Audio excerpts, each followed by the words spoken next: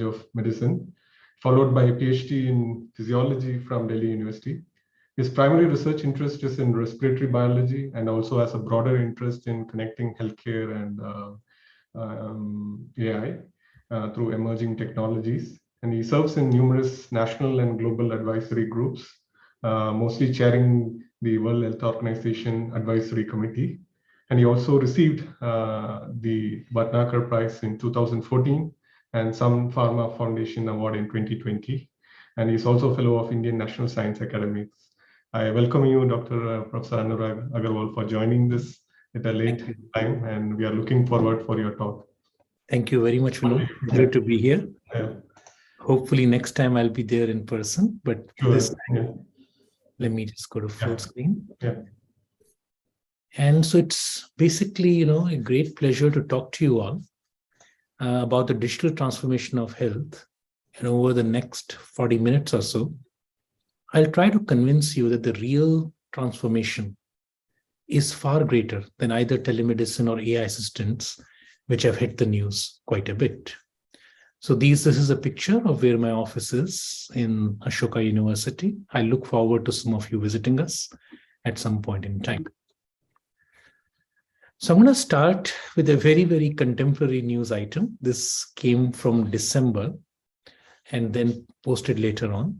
But basically it appeared in a preprint that if you were to give the US medical license exam to ChatGPT, it will borderline pass. It won't do great, but it was comfortably within the passing range. And that's actually quite interesting because many of the questions that are asked in the US medical license exam include things like a patient comes with XYZ, has these many problems, what would you do next? And ultimately you trust people who can clear that with a passing score to take care of patients. And that brings it to a very interesting question of what doctors are at the back end, especially now with telemedicine. And would you allow ChatGPT, at least in telemedicine type of roles, to do the work? And this was actually tested. And we are speaking of bots, we'll get to robots. This was tested by Rob Morris, who runs mental health support groups. And he decided, under supervision, to allow ChatGPT, with GPT-3 basically, to provide mental health support and digital communications to about 4,000 people. What was really interesting was that messages composed by GPT-3, of course supervised by humans, were rated better than the ones that were actually human composed. And the response time actually reduced down to 50% of the usual. So you're in this very interesting situation where in tele-situation, a chatbot speaking to patients with mental health was generating stuff that was rated better than human, faster than human, and doing quite well in terms of patient satisfaction. Now, ultimately, this experiment had to be stopped, and I'll tell you very simply why. It was appropriate for them to disclose that they were using AI assistants, and immediately patient satisfaction plummeted. So this is an interesting story that tells you 2-3 important things. Even conventional things like telemedicine that we think of as a typical digital health application, the other side is going to be increasingly replaced by things like chatbots. At least for the time being, they will continue under human supervision. I don't know when the time of human supervision will end, but clearly there will be many other things that will simultaneously go on. And this is not extremely new. About 6 years ago, the National Health Service, to prevent overloading of their emergency rooms with patients who did not really need emergency care, decided to work with a company called ADA, which has a very nice product. You can all download it on your own phones. It's a nicely available app. It was allowed in India, at least when I checked a few months ago. The other version is called Babelfish. So in case ADA has any problems, you can use that. These are symptom checkers. You can basically enter your symptoms and it'll give you a differential diagnosis. The biggest difference between a ChatGPT 3 and an ADA is very simple. A ChatGPT is a large model of knowledge along with strong NLP. Ada takes very, very well-defined inputs. It is a good old-fashioned AI, which basically means there is a large database which is programmed by humans behind it. But either ways, the patients are happy. I mean, so in fact, when I use it myself, I find that it's actually as good as what most doctors will tell you. Of course, Ada does not prescribe. Ada does not tell you what to do, but it can make a quick and easy diagnosis for you and let you know where to go. And you can see in the last example over here, at least in one example by one patient, the app helped the doctor understand what was wrong with the shoulder of the patient. Not very different from the time when patients now Google themselves and before they come to doctors. And once in a while, we are happy they Googled it because we may not have necessarily thought of it. And of course, in robotics, things are just starting to explode now. FDA gave a major innovation award to Vicarious. Vicarious is creating human-like robots which can see in any direction, require smaller incisions, can often do real-time data capture to improve precision, and are very able to work in very small spaces and see deeper because human eyes have certain limitations which they don't. And the last very important thing that you must realize is that we have to convert something into a conventional image to use it. While in theory, a robot is not constrained by the idea of first generating a standard visual image and then using it after seeing it. They can work directly with things, which could be in a variety of things, starting from tactile to whatever else that they are using. And clearly, one huge area we saw during COVID was safer work environments. In the beginning, when people were deadly scared, vaccines were not out, robots were going to patient beds, looking at faces of patients, making sure it's the right person, dispensing pills. In China, they use them very, very interestingly. And you can see this will continue to emerge, not necessarily for COVID-19, but anywhere where there is a pathogen or a toxic chemical or something like that. I already gave you examples regarding surgical assistants. And last, why should only doctors have use robots? Some robots are like exoskeletons. For example, your arm is paralyzed, but something fits onto it and gives you a degree of motion. Similarly, person's leg is weak. An exoskeleton allows you to do rehabilitation better. And last, which is already starting to occur in Japan, social robots that can simply do interactions with people. And at least in the shape of animals, these are starting to become available. But let's come back now to a famous example of where AI transformed something. And then let's look back at why it may or may not succeed as much in medicine. So some of you must have seen the game of Jeopardy, especially the ones who have spent some time in America. And if you see this question, the name of this hat is elementary, my dear contestant. You'll recognize something very obvious. A human who has read Sherlock Holmes can immediately get the reference from elementary, my dear. And then if they are, really a big fan, they might remember what the name of the hat was. It was Dear Stalker, by the way.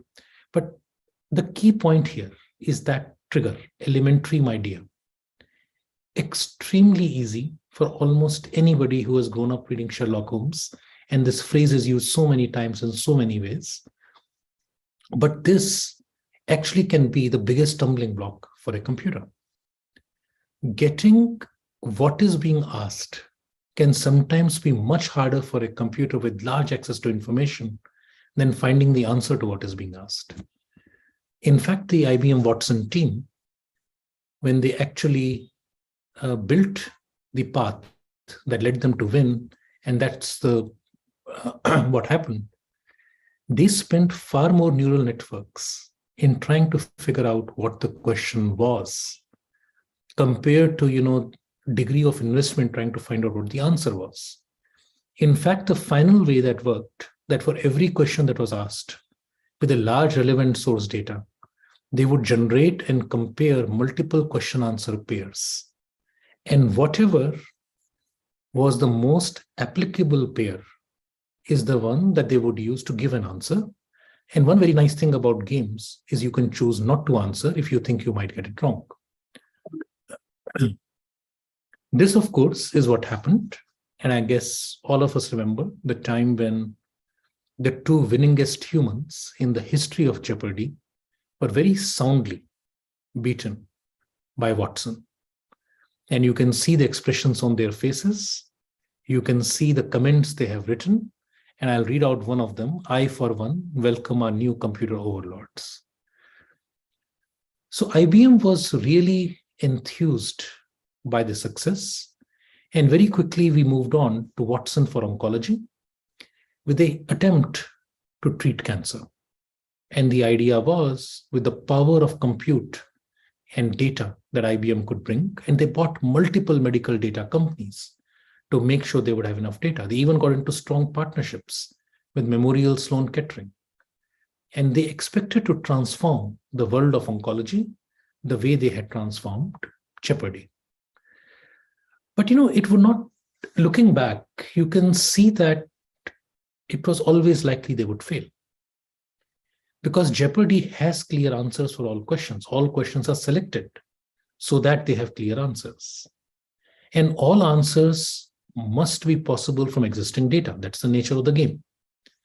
But when it comes to health, particularly in cancer, there may be no or many right answers to the same question in different contexts. In fact, you could even go 2 steps further and say, well, there may be no right answer and the necessary data may not exist to give a right answer, or the data that exists is wrong. I mean, we have seen papers being withdrawn. I mean, how do you know what is right? So they would often be a source of conflict between wherever, Watson for oncology would look for data compared to his experience at Jeopardy. And exactly what you would expect happened. What happened was that when patients got to know that the latest program was being used to treat them, satisfaction went up. But when you looked at outcomes, whether before or after, or between hospitals using or not using Watson, did it make any difference whatsoever to outcomes, apart from a few case reports, typically do with complicated genomic sequences that computers can do better? There was almost no impact. And that's the reality of medicine. And in this humility, it is good to recognize that AI itself is not new. Even if you look at neural networks, you could look at Yann LeCun's work in 1988. And basically, the biggest transformation in the world of AI that has come is actually the massive amounts of data available, even more than compute, the massive amounts of data available in an age where society is digitally transformed. It's the transformation of society and growing access on the internet and large amounts of digital data being generated that has transformed the capacity of CNNs and other things to do. And you guys are the expert, not me, but from what I'm told, in pure theory, the amount of advancement of AI is small between then and now compared to the abilities of AI systems to do things. So that ability has come largely from large amounts of data and compute, of course. Another sobering thought is that medicine and AI is not new. These words that you see on the screen in front of you are from a New England Journal of Medicine article in 1970. Look at the last line. Computing science will exert its major effects by augmenting and in some cases, largely replacing the intellectual function of physicians. And even this 1970 article had a brilliant example of a chat between a doctor and a computer.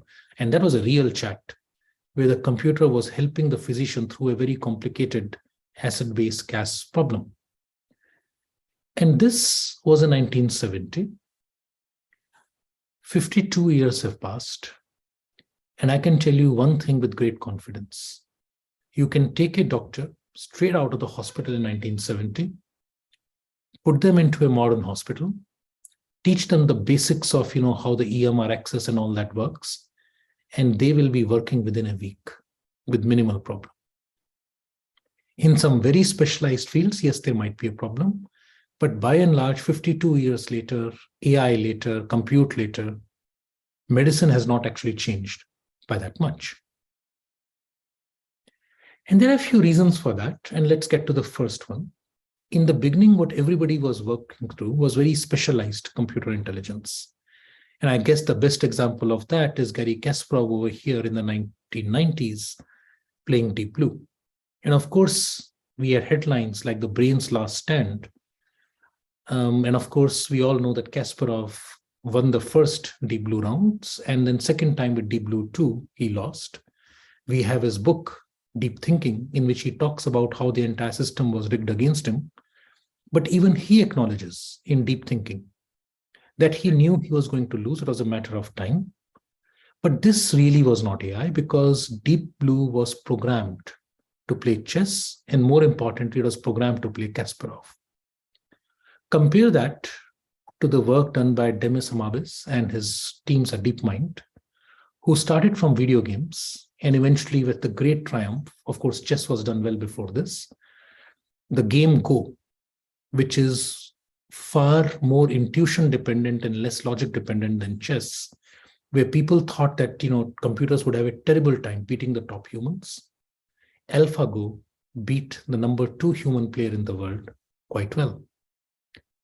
And the important part, in case you have not heard the story, is that the move that was received badly by human commentators on the match eventually led to AlphaGo winning.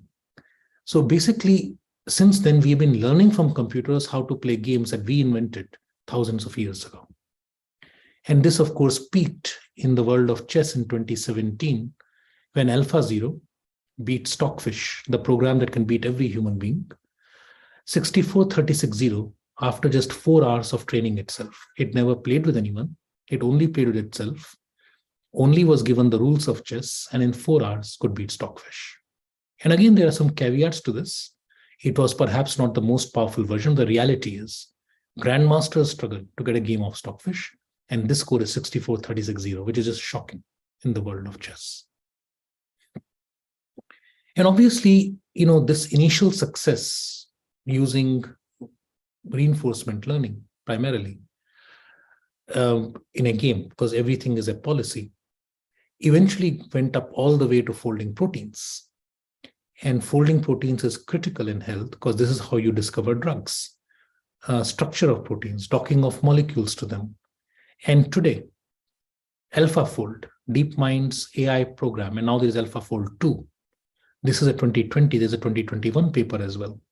AlphaFold 2 is far better at predicting protein structures than specialist humans who have spent their entire life trying to figure out the protein conformation of things they are working on. And Isomorphic Labs is the new company from Alphabet, the parent company of Google. And DeepMind's Demis Hassabis is AI's grandmaster now, working on decoding proteins, developing drugs, and this is a huge change. While I don't know of any major discoveries that have already come out of Isomorphic Labs, and these things anyway take time to come out because of intellectual property in the world of medicine, the reality is that we have had a completely new class of antibiotics now discovered by AI. In fact, new antibiotics today would make far greater difference to healthcare than either chatbots or anything else. Antimicrobial resistance is rampant. We have people with sepsis not responding to any antibiotics. If I had to pick one problem in the world that you would want AI to help solve, could they come up with brand new classes of antibiotics to which there is no resistance? And there is good work starting to come out, particularly in macrolides, a class of drug exemplified by azithromycin, erythromycin, where newer macrolides that are extremely resistant to resistance of bugs. So resistance to resistance, which basically means sensitivity. That's coming up. So, really good work in a very interesting direction. Perhaps not the first type of thing we think of when we think of, what will medicine be transformed by all this machine learning? But this is indeed it. In this gathering, I don't need to speak about any of the 4 types of machine learning or the 5th or whatever you want to say. What I would like to point out is that some of the stuff is very interesting, not for what is talked about, but for what is not talked about. So what is talked about is Google DeepMind came out with a retinopathy engine that can detect retinopathy as well as a human ophthalmologist. Multiple trials are ongoing in India, and it's absolutely nice. And we just looked at a deployment of one of the algorithms, not Google, and it doesn't quite work as well as it was advertised to work in real life setting in a village. What is far more interesting is that from this photograph, it could tell the age, it could tell the gender, it could tell the smoking status, it could tell so many things that a human would simply not be able to tell. So the idea is not just what AI can do as well as humans. My honest version of that is most things that AI can do that a specialist doctor can do, you can also train a non-specialist, low value in terms of low job value, human being to do the same. My wife's company is a radiology company. When she's not the owner, she works with a teleradiology group. They first trained AIs to detect hemorrhage in brains, bleeding in brains. Then they found there were a bunch of false positives as well. So they approached it in 2 different ways.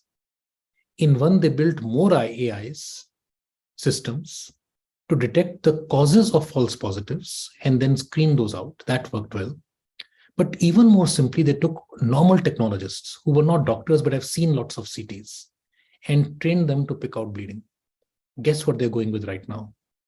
They find that using human technologists who are not doctors but very capable of figuring out what a bleeding looks like, having them look at the images before they go to the radiologists allows the work efficiency to grow up quite a bit. So it is not the simple task. It is the difficult tasks. How to tell the gender, how to tell the age. That's where the most exciting part of AI is. And of course, all of you know about generative adversarial networks. At one end, life has made very simple. Before GANs, it took a large amount of annotations to get things to work. Today, with good quality GANs, such that computers have a representation of what an X-ray is, what an echocardiogram is. They have a sense of what is the fundamental features of such a thing. When you start training them with actual cases that are annotated, now only 200 cases might be sufficient.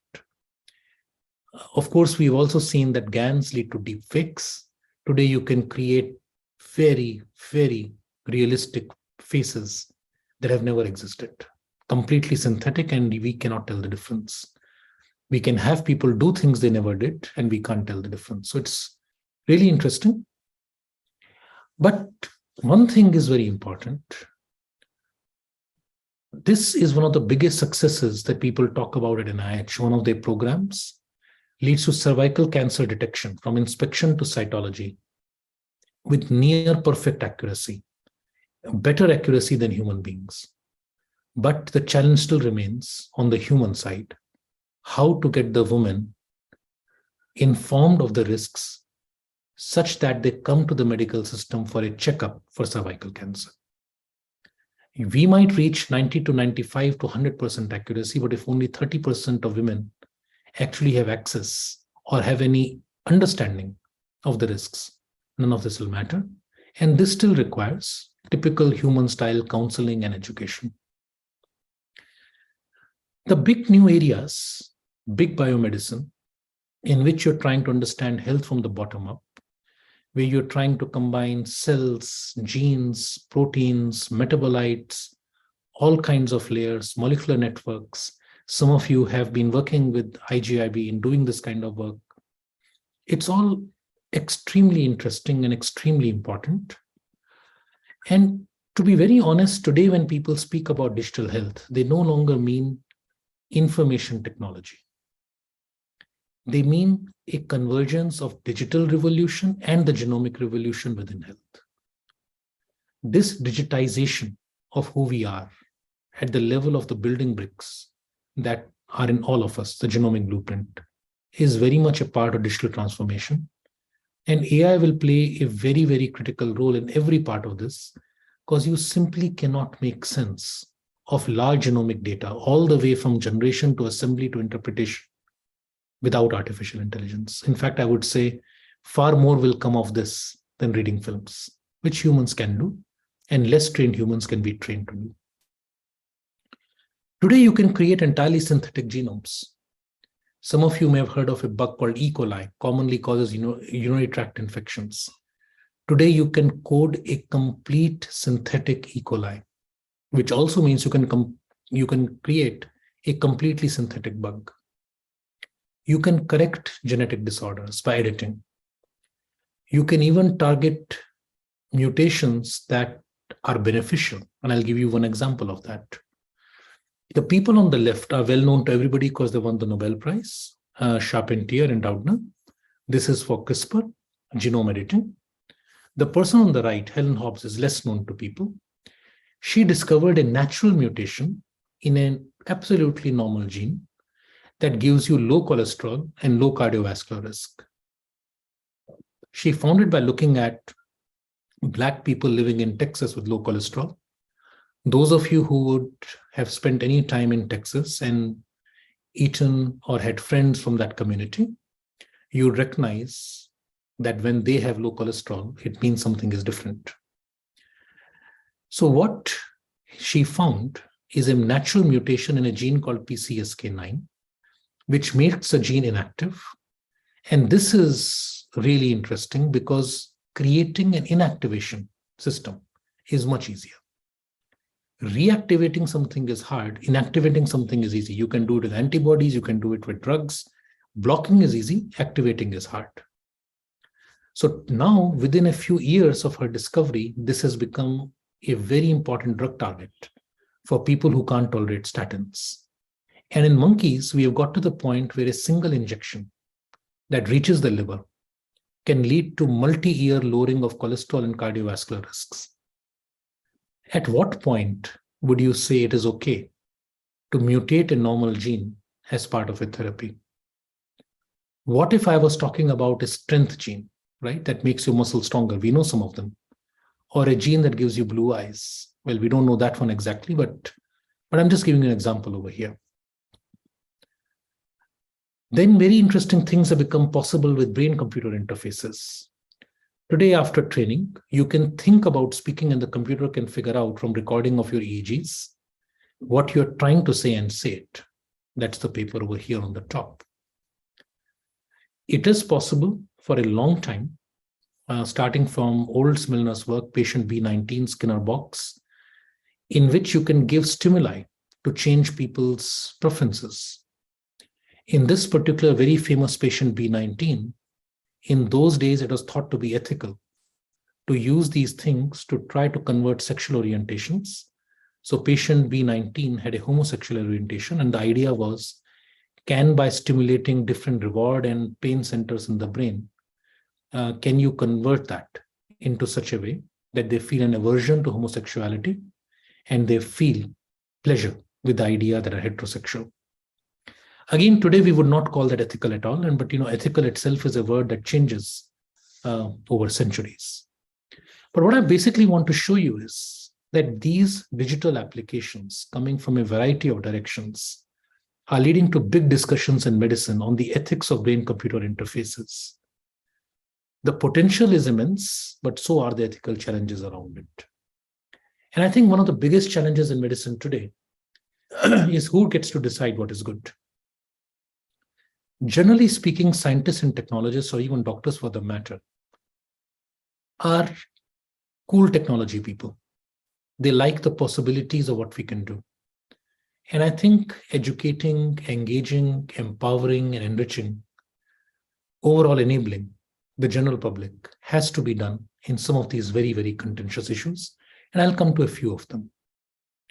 The first, of course, is P6 medicine, which is basically predict, prevent, personalize, participate.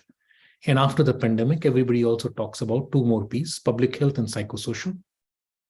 Everybody understands that many of these algorithms will be impossible for even computer scientists to understand forget about doctors. Most doctors did not become doctors because they loved maths and algorithms. So basically, you will get stuff that is easy to use, very proven to be effective, multiple settings, multiple trials, but cannot be summarized in a language that can either be explained to a doctor or by the doctor to the patient. So we'll have these black boxes. You can open them if you like, but they will still not be something that doctors fully understand. And to be very honest, even half the things doctors do today, they don't fully understand. So there's no problem in it. The issue is what can go wrong. When you use a simple medicine that may have come from a 2,000-year-old system of medicine, Ayurveda, and people find it effective, modern doctors start using it, we have no idea what it does. People use Live52 all the time. We have no idea what Live52 does, but we use it anyway. As long as enough trials show its safety and it works, and ultimately it's a pill, we don't really bother. It's not the not understanding how it works that is bothering the field of medicine. It is the ways in which you can go wrong. And again, I will give some examples. But before I get to that part, let's talk about some of the most cutting edge things that I have seen. And of course, some of you will recognize as Apollo 13 replica that was set up at NASA. Some people would refer to this as the precursor to the digital twin. Of course, it is not a digital twin because it had no real-time connection. But it was extremely useful when the oxygen cylinder exploded in Apollo 13 and you had a satellite looking like this. It was failing 200,000 miles away and you didn't know what exactly was happening. You could use these simulators to simulate the problem and try to figure out what the various readouts could have meant and what to do. Today, of course, we are in real time. So Porsche, for example, for the suspension, provides a digital twin. Every time you go over a speed breaker in Delhi or in Hyderabad, the car knows it has gone through a big pothole and perhaps will need servicing a little bit earlier. In fact, I'm sure there will be a day when somebody drives their Porsche out of the showroom, goes through a massive pothole, and the AI says, go right back. But can we do this in healthcare? Biological systems are far more complex. But there are certain areas in which we have the relevant ability. Take the example of the heart. The heart is an electromechanical organ. We understand the mechanics, we understand the electrical part, and we understand it really well. We know pretty much 90% of what is happening. So there are people who have got big dilated hearts, whose atria, just think of them as smaller pumps, and ventricles, bigger pumps, are not beating in right synchrony. They've got pacemakers implanted, so you can get readouts of every part of the parameters. Using this, you can build a model of the heart, a digital twin of that heart, and you can try what is called a resynchronization therapy, in which you change the electrical activation of the heart in order to get an optimal situation. Now, these things are dangerous. If done wrongly, they can give you fatal arrhythmias. So this digital twin can be simulated on for various interventions. And if you kill the patient, well, you kill the digital version of the heart. So you can keep simulating again and again. And when you find out what appears to be most likely, given that person's heart to work, you can deploy that in the real world. It is unfortunately the only real good example that we have so far. There is a bit of it in cancer, in organoids and so on, but that's not really a digital twin. Now you can see the challenge of digital twins is going to be data. Imagine that you got babies being sequenced from birth, sensors being put, health being read, and Dilbert sometimes gets very close to the truth. A watch given to all employees, mandatory, all data automatically streaming to the company's cloud, and the employee asks, because you care about our health. And yeah, the company says, sure, we'll go with that. The point is, we do not know the motivation of the people who would want all the data. And that's become a big challenge for everyone. The reality is, the digital health ecosystem is and will be completely grounded in the users and their data. Many years ago, well, not many, 3 years ago, the Governing Health Futures 2030 Commission was set up. It was to look at recommendations. It was a Landsat Financial Times Commission to deliver a clear set of recommendations on governance of these things.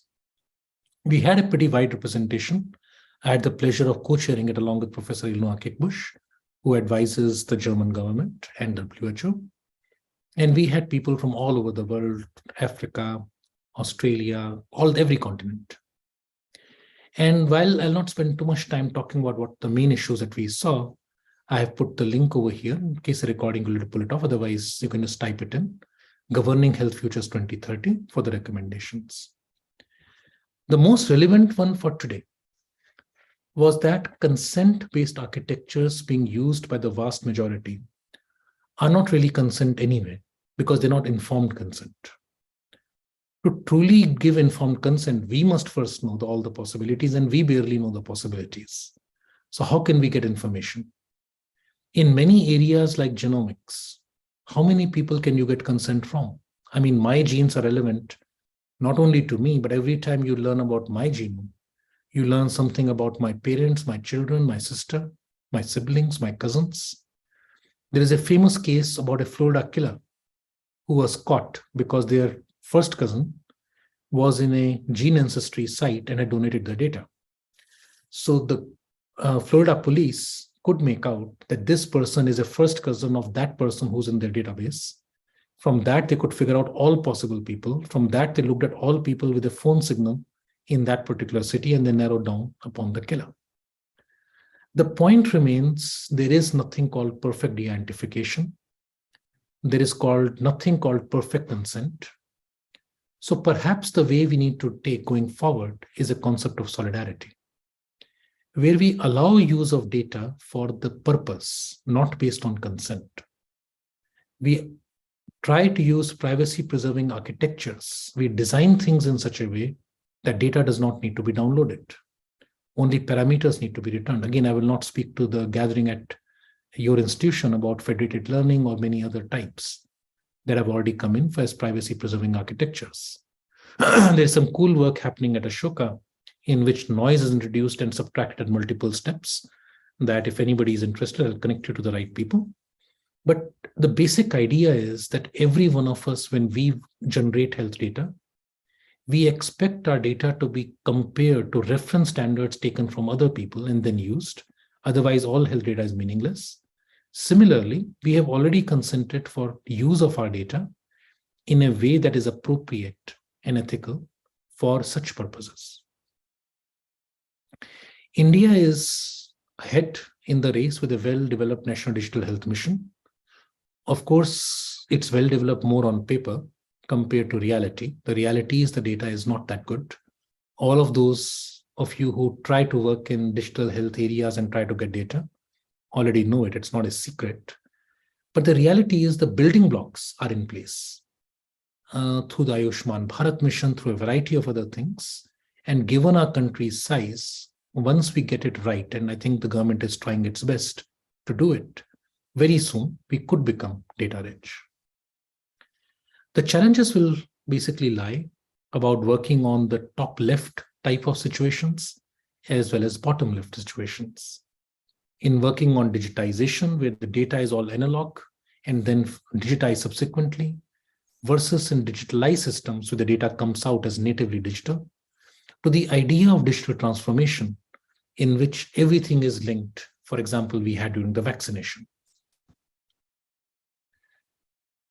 In the end, no matter how powerful digital is, it's not a solution by itself. It's only a bridge to solving real analog problems. And Chandra's book on Digital Nation, Solving Technology's People Problem, is probably something worth reading. Because we can solve a lot of digital and tech problems, but we actually have a people problem that we really need to solve. The last, as I wind down, trusting data is the critical part about everything that we do. There's that famous saying, in God we trust, all others must bring data, but do we trust the data? Unbiased collection of biased data does not eliminate bias.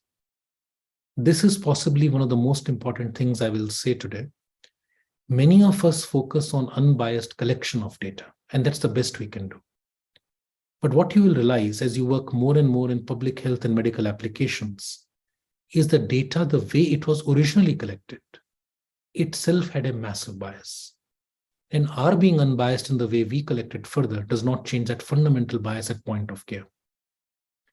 We, of course, know about the problems of AIs and activation maps. I can tell you at least in one example. An AI was not even looking at X-rays to diagnose COVID. The part of the lung was irrelevant. You could cut out the entire lung. The AI would give you an answer regarding whether the patient has COVID.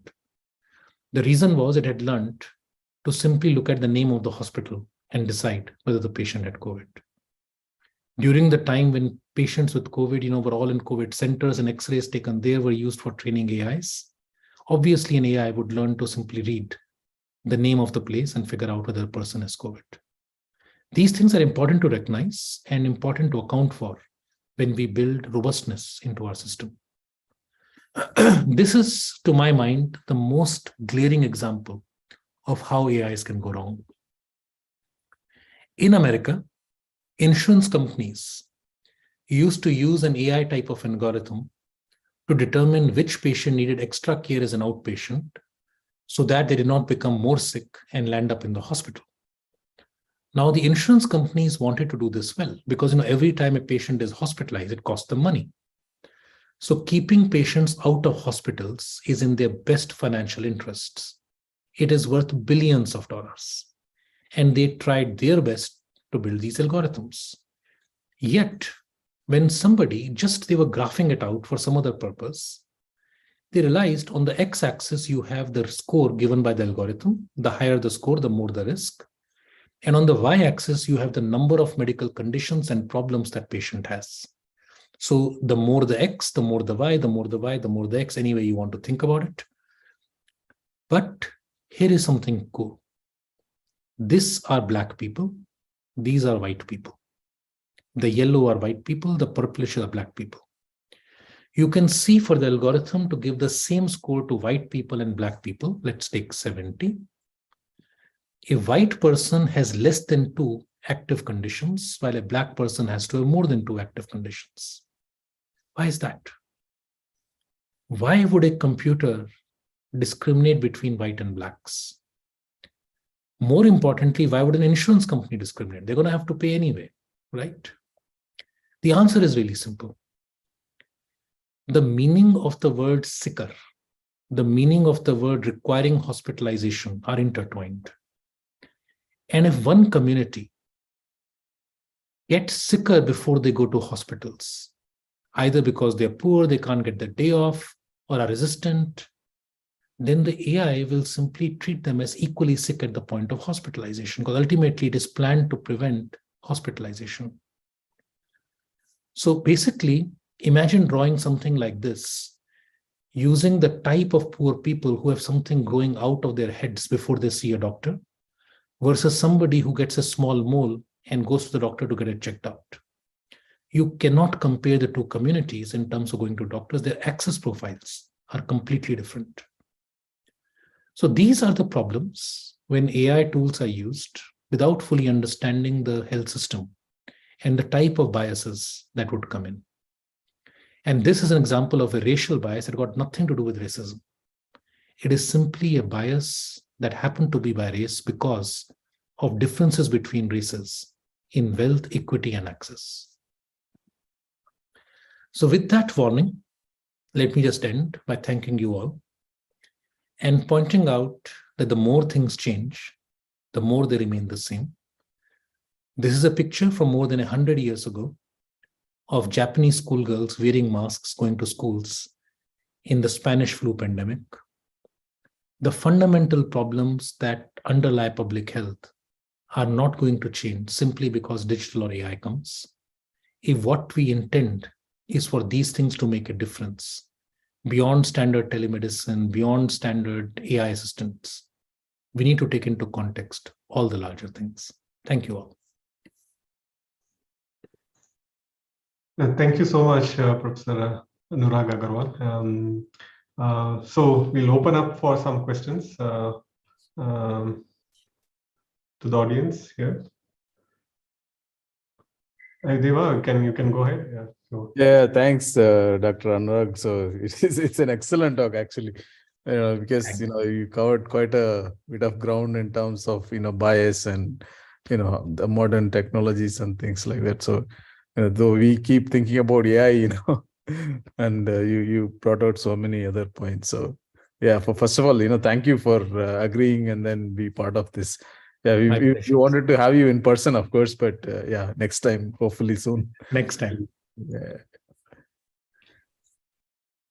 Yeah, so maybe I will start while others are So when you talk about these biases, right? The last two slides you spoke about also. There have been several instances, not only in medicine but also even in general AI-based algorithms. There have been several accounts of how biases have introduced, right? But when we are talking about data collection or data repositories, right? So what are the things that one can think of in terms of making the data suitable for developing suitable algorithms? Because AI, in principle, AI is not making a mistake, right? The bias is actually coming from the data. Exactly. Yeah. So you're right. I mean, so like I said, it'll be a three-order thinking.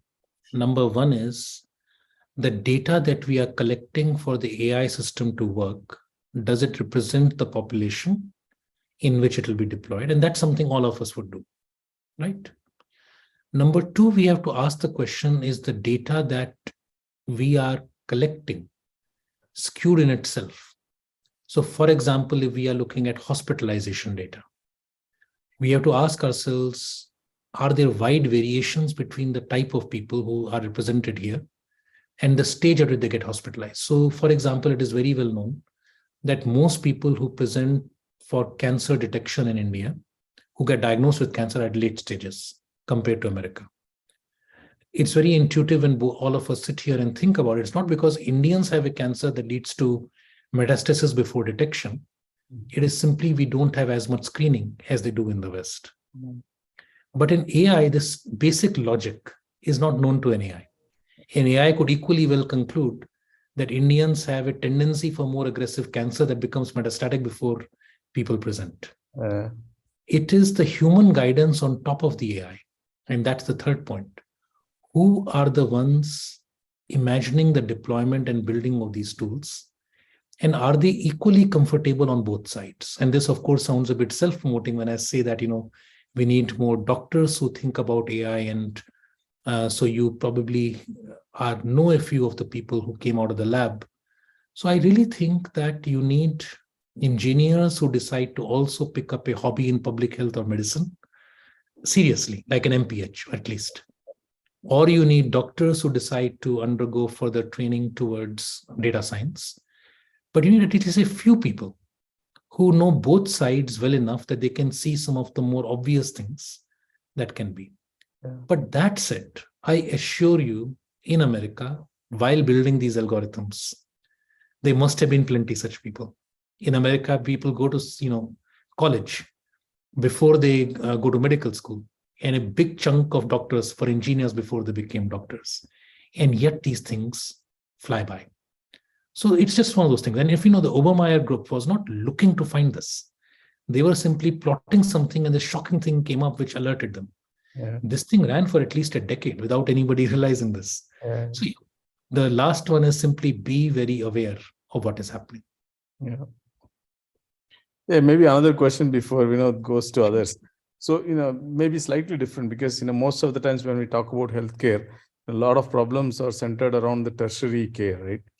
So, one of the things that we have been discussing for a long time and we still have not kickstarted is something in the public health space, right? How do we work at the grassroots, right? We did, we were involved in a project on AI for social good with Wish Foundation under Google, on a Google grant and so on.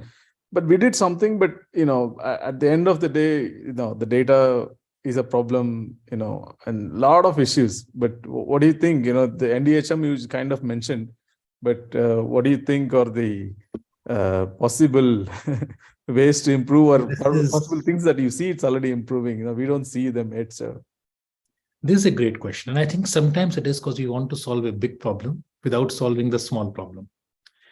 I'll give you an example of the small problem. ultimately, if you want to make a difference on the ground, you really want to empower the common person, the Asha worker, and not load her with one more task. Yes, exactly. Yeah. Right? Because almost every one of us want them to execute one more deployment for us while doing everything they usually do. Yeah. Personally, I think if somebody were to simply go look at what they do and try to build modest small things that make their life easier and allow better information. So I'm not saying ChatGPT or anything like that, but yeah, why not? I mean, even a ChatGPT doesn't really matter. I mean, something with excellent natural language processing, native languages, rich source of information, easy to access, that will make as much a difference. And then communicated by trusted people in the community, that will make a bigger difference than most retinopathy detection tools, which have terrible trouble. I mean, I can tell you that we have deployed a few in the field. Working in the field in India seems to be doing very differently from the way it did abroad. And I don't think it's about training, because if you take high quality retina images taken in Indian hospitals and you feed them into the system, it works quite well with area under curves of 0.9 and plus. Yeah. The minute you go to the field, it all starts dropping. I mean, where the errors come, it's difficult to say, but all hell breaks loose the minute these things go to the field in a real village. Yeah. Where I think the Ayushman Bharat mission will help is the 4 pillars are thought of perfectly. The pillar that everybody needs to have an entity, the provider, the person, everyone. There needs to be an insurance system to pay for the care. There needs to be a payment system to ensure the financial transactions are correct. And then there needs to be a data system to get the data and make it available. The last part, of course, is not done yet, but there is a vision towards that. The problem will be in execution. The execution in creating these places. So I ran this e-health centers with Hewlett-Packard from 2012 to 2018. In fact, Hyderabad had one of them. Okay. We had more than 1 million patients seen. The World Bank gave us some CSR awards to HP. We went to Philippines and Bhutan. After analyzing 1 million people's worth of data, what I could basically find was that healthcare is crap. Most people's diagnosis is equal to their symptom. Yeah. So symptom gets confused with diagnosis. You know, a antipyretic, so Tylenol, Crocin, plus a vitamin, plus some antibiotic, plus some itching drug, plus something else is 90% of healthcare.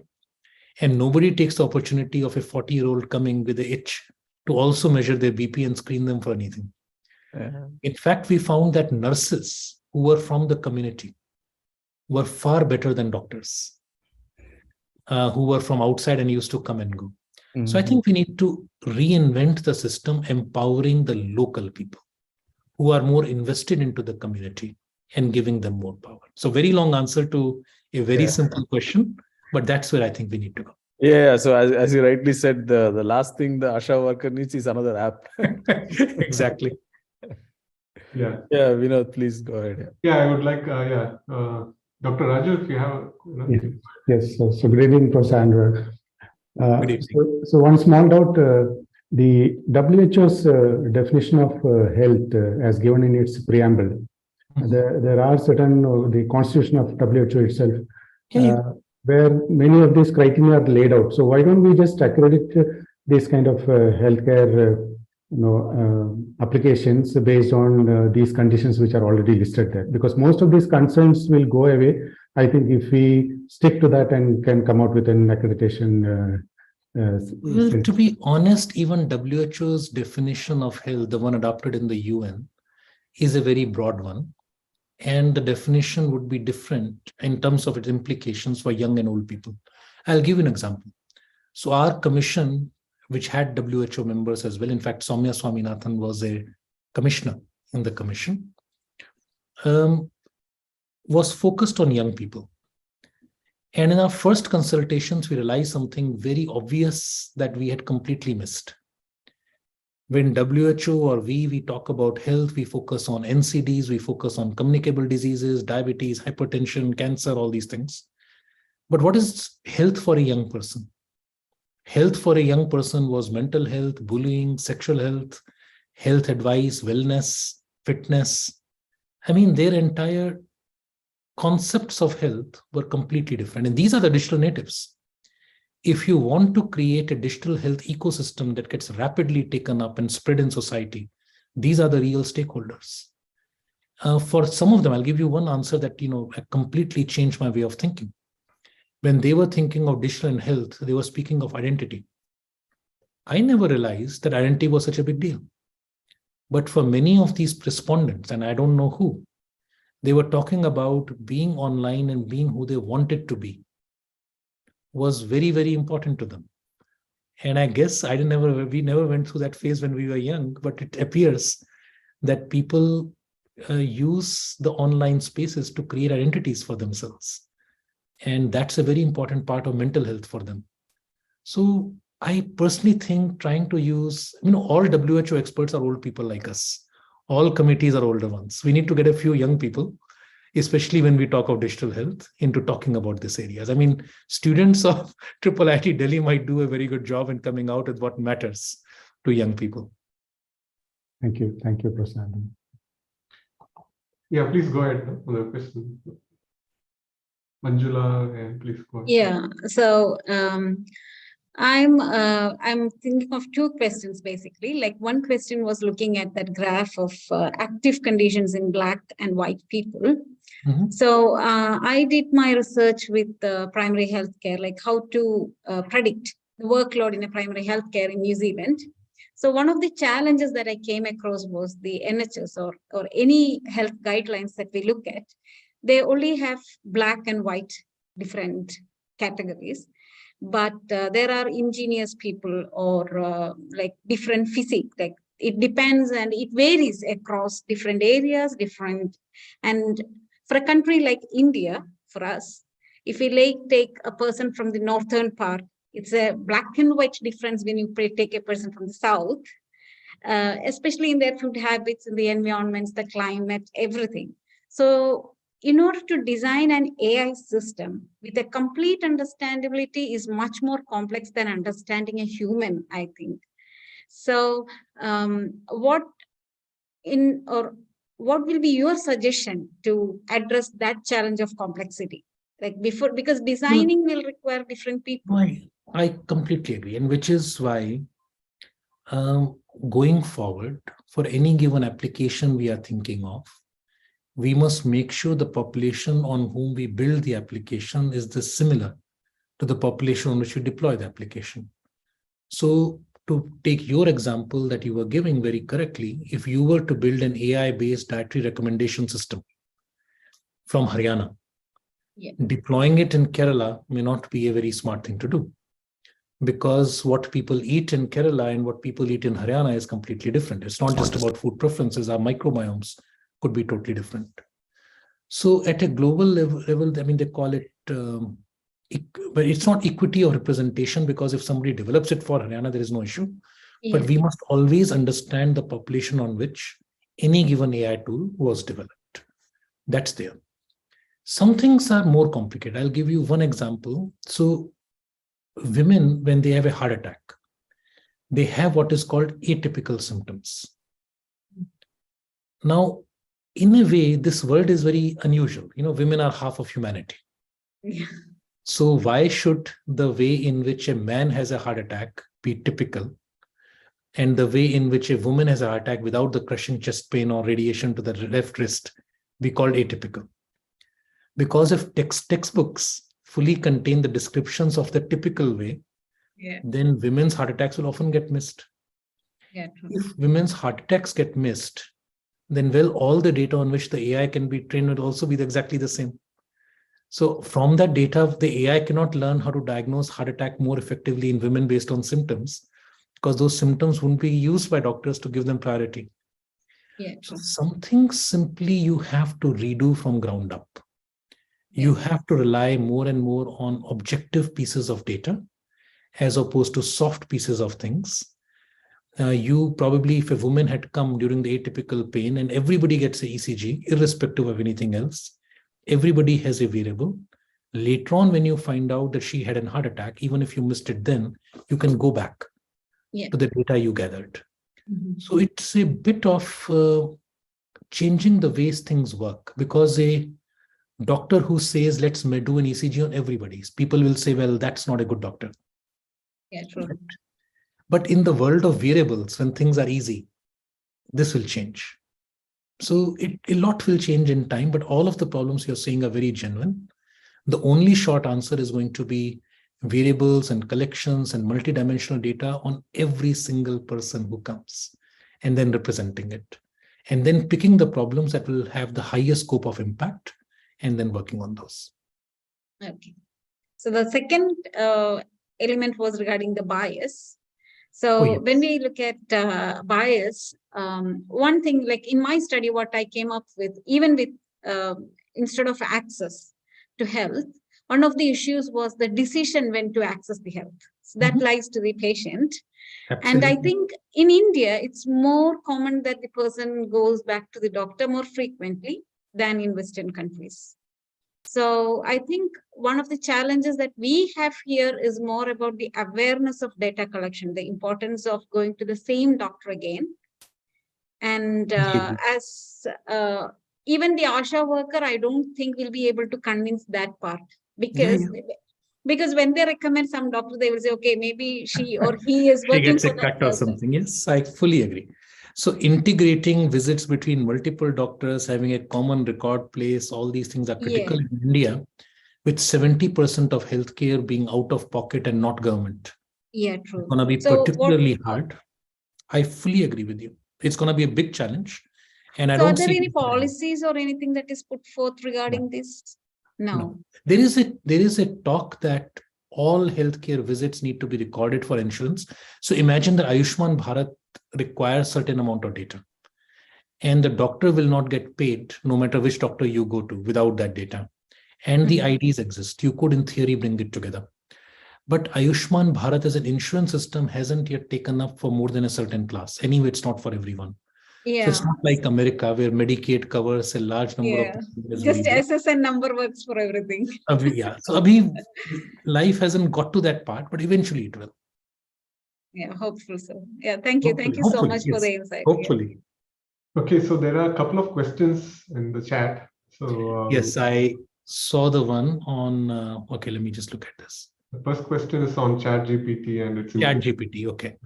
So my thoughts on ChatGPT. ChatGPT is a great representation of knowledge with very strong natural language processing. It is good enough to answer a large number of questions. It is clearly not intelligent yet. I see it as a massively positive thing. I didn't mean to imply negativity at all. In fact, the example I gave on mental health shows how it can be used. The reality is people need answers. They need to connect. They need to feel that somebody is listening. But the only point is, if they know that nobody is listening, only a computer is doing it. Clearly, many people react badly. But then on the other hand, I talked about social robots. Clearly, the owners of those robots know they are robots. They're not real dogs or anything. But yet they find comfort. So human mind is a strange thing. As this becomes more and more acceptable, people will perhaps warm up to the idea of discussing their problems with an AI. Like I said, great feedback came on ADA, which is clearly less powerful than ChatGPT. Also, ChatGPT has been programmed to avoid answering medical questions. So you need to get versions of it that are cleared, because people don't want medical liability. That needs to be addressed. Who will be liable in case you use these things? But yeah, I think lots of cool work, and I think mental health will certainly see it. General medical advice and health type wellness advice will certainly see it, because liability issues are far less. But in proper healthcare, I think it's still some time away. So another question is about the data distribution, right? So talks about if it's nearly impossible given the variance of scanners or population or location just for in India. Right? So this variance will always be there irrespective of whether how much you try. Okay. So I did not mean similar while developing models. I meant training and deploying models on populations that are similar. And for example, in genomes, the genomes don't change, right? I mean, so for example, if you were to do an AI for genomic interpretations, it will be very, very stable. Even things like typical diets might remain stable, but something that is a fat diet or a protocol or an exercise protocol may not. So it all depends. There are things that will remain constant. And for example, X-rays. X-rays for tuberculosis, great example of a successful deployment, but take the initial failures. The first computer-aided diagnosis for TB, CAT4-TB, was done in Africa. And it was very successful. It reached human level accuracy as far back as a decade ago. Then when it came to Rawalpindi in Pakistan and was deployed, it actually failed with about 50% showing false positives. It kind of got understood that unlike Africa, perhaps the high pollution in the northern part of India at least gives you what is called dirty lungs. These dirty lungs can be confused by AIs trained on African tuberculosis to create a false positive discrimination signal as abnormal, possible TB. But then in India, using our own normals, which have dirty lungs, we were able to cure AI, a Bombay-based company, did a very good job, and their accuracies are again very high. Similarly, in bleeding, I was giving the example of my wife's company, but there are other companies that have deployed bleed detection on CT heads. In the middle of the night in a small place in Rajasthan, when you can't find a radiologist and you have to make the decision to move the patient, it is good to have something that is very high sensitive, even if it does a few false positive. Reason is, nobody comes to get their head scanned in the middle of the night if everything is fine. So the only reason a person comes to get their head scanned in the middle of the night is if something has gone wrong. And then because of simple Bayesian logic, the positive predictive value tends to become quite good. As opposed to, doing scans randomly for people when the PPV will fall, so the simple Bayesian part of it will give it high. So I think there are plenty of examples where variation between population is not much, where things can be deployed. There are plenty of examples where it is medium and you need to be careful. And clearly, as you said, there are some where it is so variable, you will never succeed. And knowing the difference is key. Okay, yeah. So one question from my side. So we talked about the medical professional and technologists working together, right, in solving real world problems. So in terms of the education itself, right, so do you see anything in terms of technology being, or say, for example, AI being taught to medical professional, or say course on medicine being taught to technologists, being a real life scenario for going forward? I think everybody is too overloaded with the number of things being taught. That is probably not the way to go. I mean, if you leave it to people, they will start teaching AI in schools. I honestly don't think that's the way to go. I think creating paths by which people can access this additional training if they want to, and promoting the importance of such training during the curricula is probably sufficient. So for example, most of the people who trained with data science in my lab were not trained by me. At that time, there was so many issues now at Google. Manish Gupta, who used to be there at Adobe at that time. So he gave me a very interesting offer that if you have an interested guy doing his PhD with an MBBS background who wants to learn data science, send them to me for 6 months. I'll pay for them to come here and I'll train them. So we need these kinds of collaborations, perhaps between triple ITs, IITs, medical schools, that any bright, interesting kid who wants to do it can have an opportunity. If we do that, I think we'll be fine. And similarly, vice versa. An engineer who wants to get exposed to first year med school or some rotations has the ability to do a 6-month internship directly within the time frame of their education or right afterwards. Yeah, that will be something like that. But not compulsory part of curricula. I already think we have way too much on our plates. Yeah, I agree with that. So there are a couple of messages. Yeah, okay. So I think we are almost coming to end. If there are no more questions, right, we'll thank our distinguished speaker for today. Thank you, Professor Agrawal, for joining. And my pleasure. Very late and enlightening us with all the work that we have to do in terms of going forward. Look forward to doing more with you all together. Thank you. Thank Bye-bye. you so much. Yeah, thank you. Yeah, thank you very much again. Bye-bye.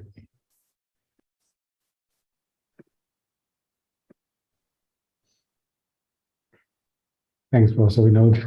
Thank you. Thank you. Good night. Good night. Good night. Thank you, Rifna, Nitina, Saima. Bye.